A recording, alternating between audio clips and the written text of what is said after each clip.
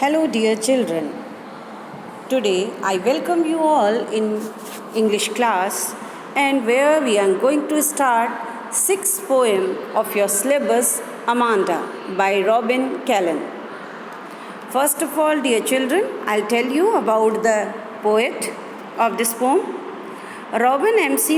Callan is an Australian author of books for children.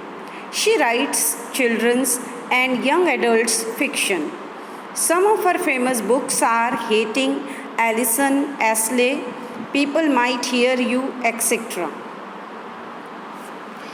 Now, introduction to the poem.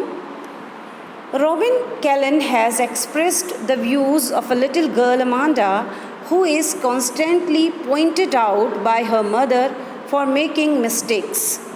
Mistakes which she considers so as they are not part of the code of good conduct laid out by the society in which we live. Now let's start the explanation of the poem. Don't bite your nails, Amanda. Don't hunch your shoulders, Amanda. Stop that slouching and sit up straight, Amanda.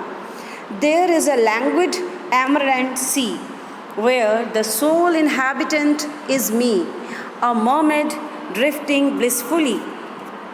Word meaning of this stranger: haunch meaning bend, slouching sitting in a lazy way, languid relaxed, amaranth hair green color, inhabitant meaning resident, drifting carried slowly by the water, blissfully happily.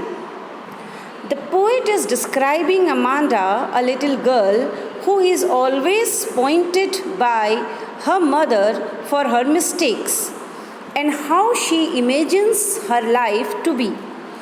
The poet says that the mother is pointing out Amanda for biting nails, which is a bad habit. Next, she asks her to sit straight without bending her shoulders. Amanda, who has habit of bending her shoulders and sitting lazily, is being pointed out because her mother warns her to sit in the right posture.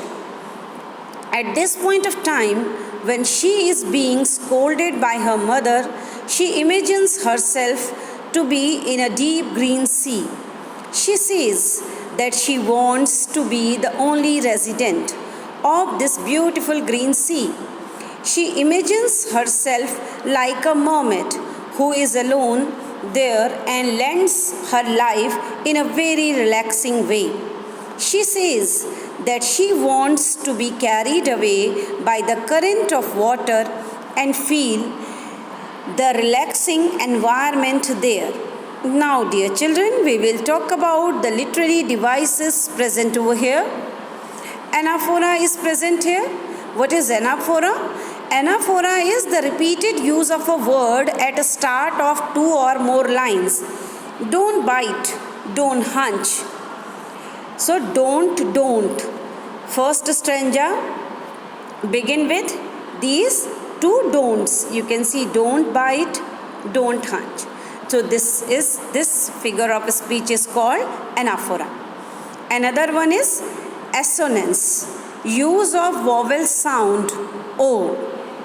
Rhyme scheme is A, B, A, C, C, C.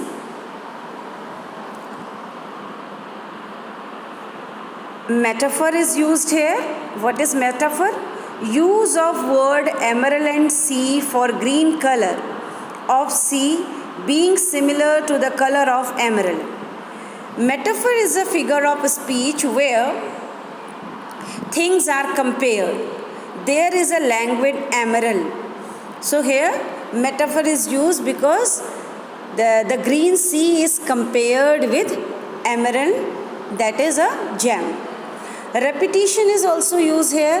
Use of word Amanda is repeated. Imagery is also used here in this first stanza. Imagery where it is drifting blissfully. This Amanda imagines for herself. Alliteration is also used here. Alliteration is a figure of speech where consonant sound is repeated. Stop that slouching and sit up.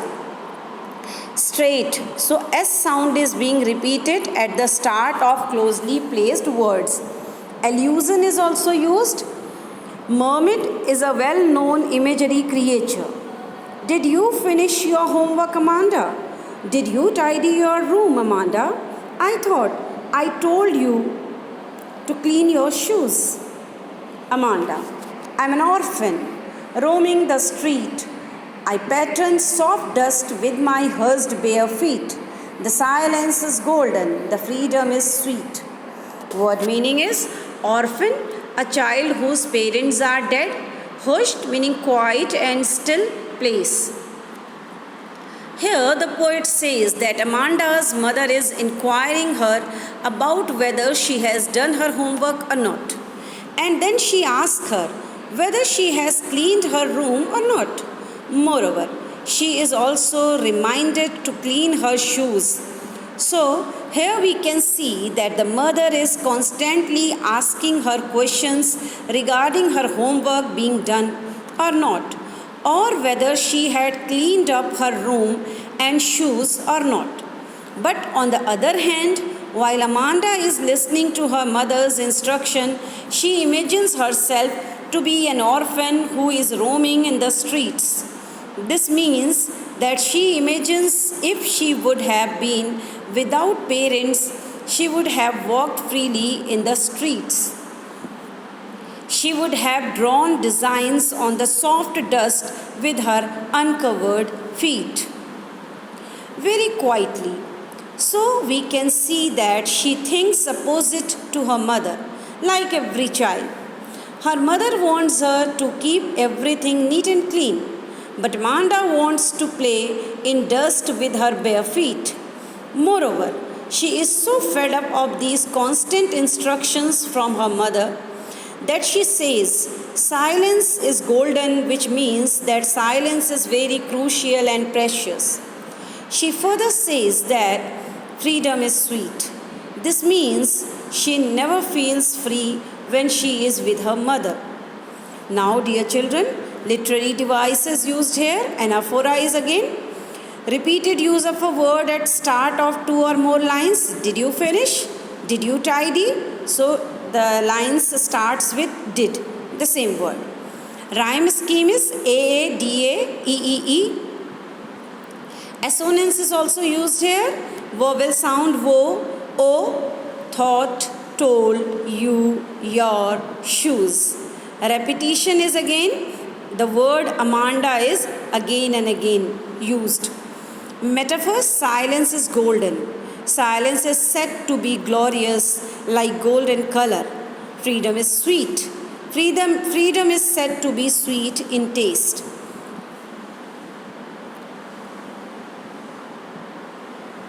So dear children, I hope you all have followed these